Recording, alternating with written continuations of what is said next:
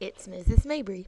I'm getting ready to show you something today about the equation of a circle on the coordinate plane. You already see I have drawn over here a circle on the coordinate plane.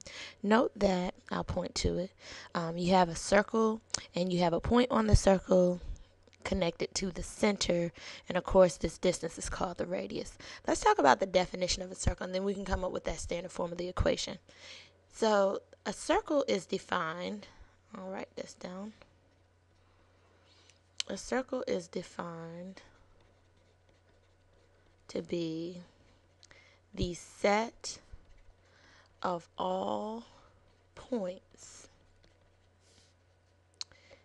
equidistant, can't spell, E-Q-U, there we go, equidistant from a fixed point known as the center. Notice that for the center, I chose the letters H, K to represent the x and y value of the center, and then some random point on this circle would be x, y. Okay, so it's the set of all points that are equidistant from this center. Every point on this circle is the same distance from this circle, center of the circle, which is the fixed point. And that equal distance we know to be that distance is the same thing as our radius. Okay, and we use a little r there to denote the radius.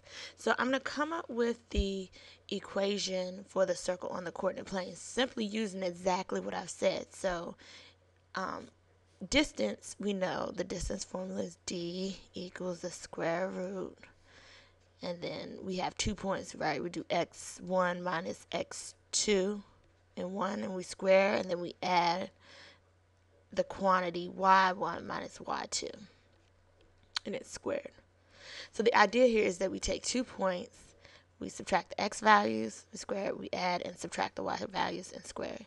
Let's use these 2 points that I've already picked and place it directly into the formula. We also notice that the distance is the radius r, so we can substitute r in place. So r will equal square root, long square root there, so we can put all this stuff under here, open parenthesis.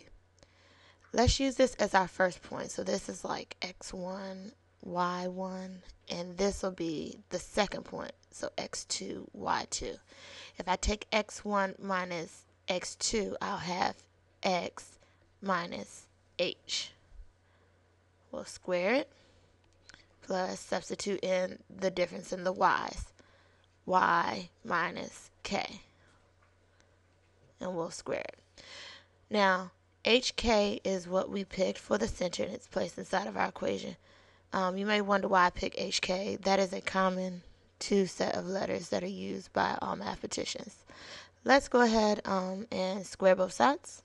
R squared equals x minus h squared plus y minus k squared. And we can turn this all around because we know the symmetric property from logic will allow us to do that. And this last form I'm writing is the equation of a circle. I will,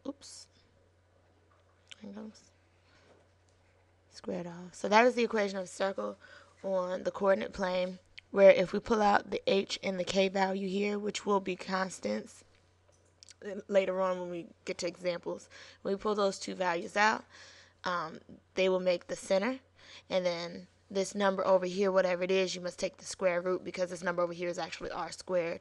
It'll give you the distance or the radius of the circle. Okay, this is going to be a multiple set of videos for this lesson. I have more examples to cover, so I'll see you in the next lesson.